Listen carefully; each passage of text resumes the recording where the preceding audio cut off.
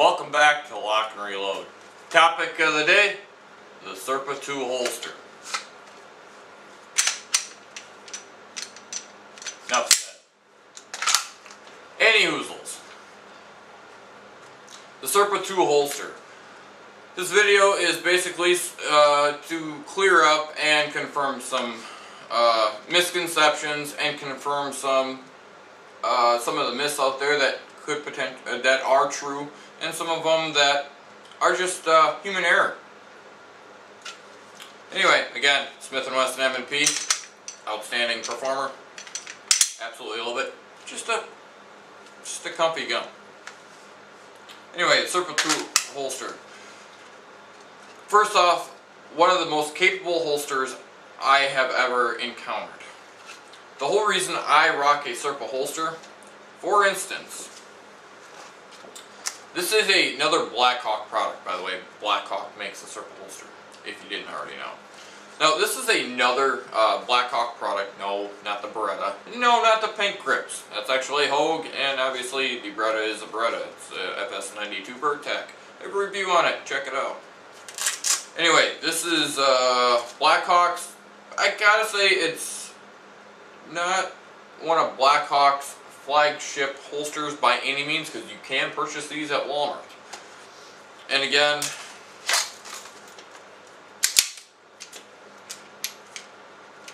enough said. Any hoozles. There are a couple design flaws that I do not like about any retention strap holster. Like this one, this particular one is actually a thumb brake. I'm actually going to go ahead and do a review on this one. And but anyway, this isn't about reviewing this particular holster. It is Serpa holster. This one has a thumb brake. I do not like anything that's, a strap retention. It's just one extra step that you have to do in a oh shit, you're trying to kill me situation, or trying to do your worst to me, harm me, whatever. The reason I go with a Serpa holster is, first off, it is very, very simple in design. Again, the Serpa2 holster, the original Serpa did not have the retention button by any means, or the retention mechanism, or whatever you want to call it. Well, this one is very, very diverse on what you can do with it. First off, it is easy to maintain. It is easy to clean if you need to clean it. Also, there are many different applications. For instance, this is my hip holster. It's my paddle holster. Basically, you can go ahead and take the firearm. You can even adjust your cant with it. This one has a female, and then it also has the male end actually attached to the holster. So you can actually, quite literally, take it from your hip, as you see Exhibit A, take that off, and then go ahead and put it on your thigh rig, or your drop leg platform, whatever you want to call it. Yes, I know, it's a foliage green thigh holster or a thigh platform and a black holster. I'm aware of that. Don't need to point that out. Any hoozles. Diversity, and you can take these female ends and you can pretty much put them anywhere. Bolt them on the inside of your glove box, bolt them on the inside of your car for concealed carry, anywhere. Above door handle, or above doorways, in closets, underneath desks. Pretty much where you feel safe to go ahead and put a firearm for your own personal protection. That's generally what a handgun was originally designed for. Personal protection. A way to protect your own ass from evildoers, as George W. Bush liked to put it that way. Anyways, so those are a couple reasons why I rock the Serpa holster. Now, some of the other misconceptions out there. People say the design is flawed. In a sense, it is. But there's a but. Some of the design flaws have to do with user error. Alright, first off, when you put the handgun in, you have a retention screw right here, if you can see that. Okay, that adjusts your retention and how much resistance you have to put, or how much pressure you have to push on this, mechanism button to go ahead and release your firearm.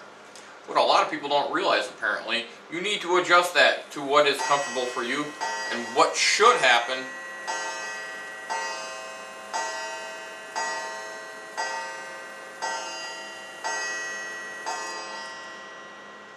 My clock. What should happen is you should have to apply very, very little pressure to go ahead and exit your firearm out of the holster. See how effortless that is?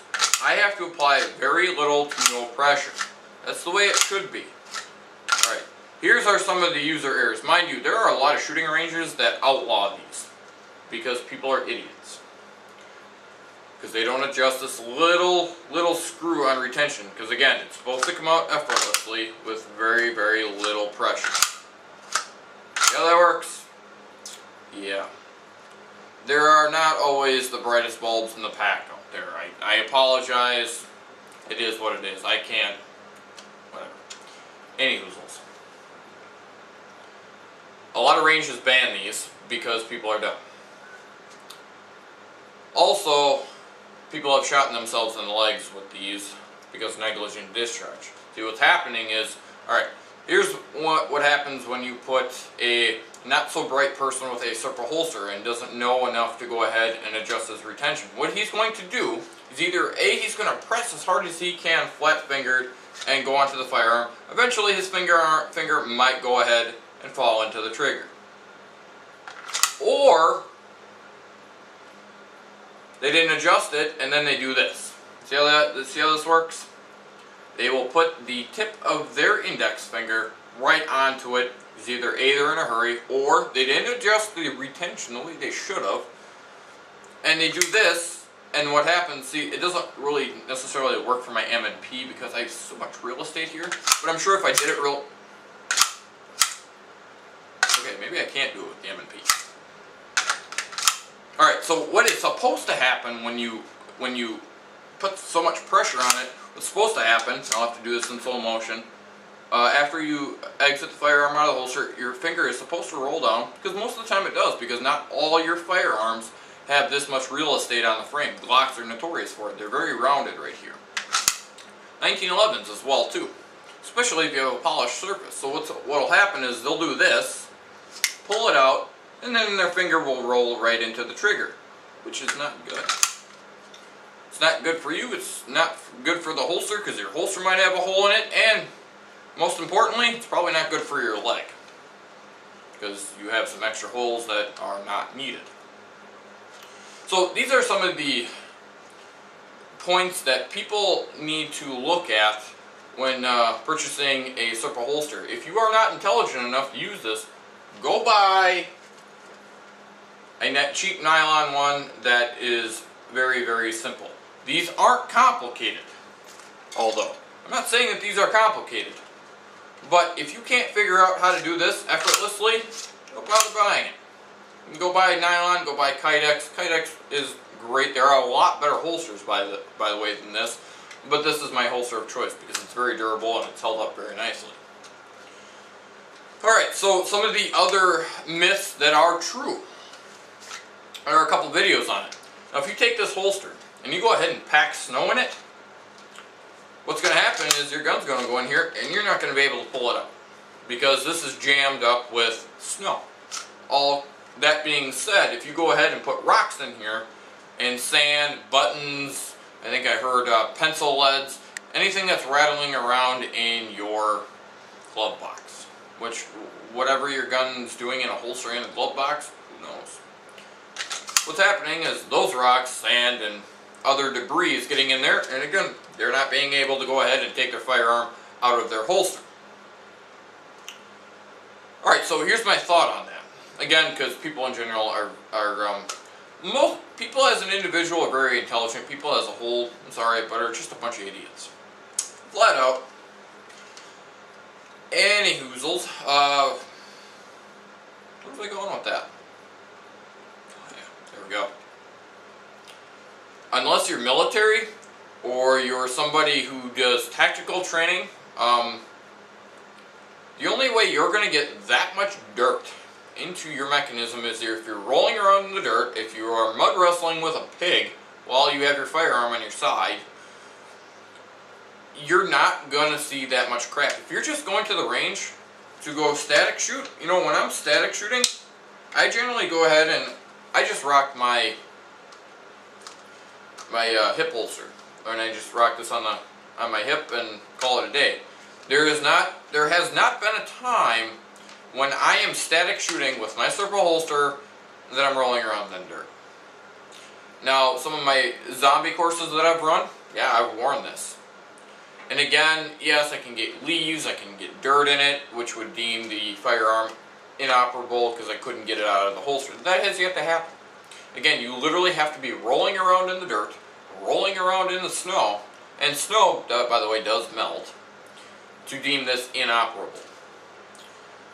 So anyway, because there are so many intelligent people, I don't know how they get all the crap in here as they do, unless you're military or you're tactical training, whatever, zombie apocalypse, or just doing run and guns. I have yet to see that happen. And I've run a few run and guns. I mean, I'm not an expert by any means. I don't generally roll on the ground. I do a lot of prone shooting, so this holster in my firearm sees a lot of time, or a fair amount of time, near the dirt. But again, it still pulls out every time. Because again, this isn't rocket science. You don't have to be a brain surgeon in order to operate the Serpa holster. It just takes a lot of muscle memory. That's all it is. And common sense. So again, I just want to clear some things up about the Serpa holster. Excuse me, the Serpa2 holster. But at any rate, this is Lock and Reload with your Blackhawk Serpa2 holster. As always, catch you later.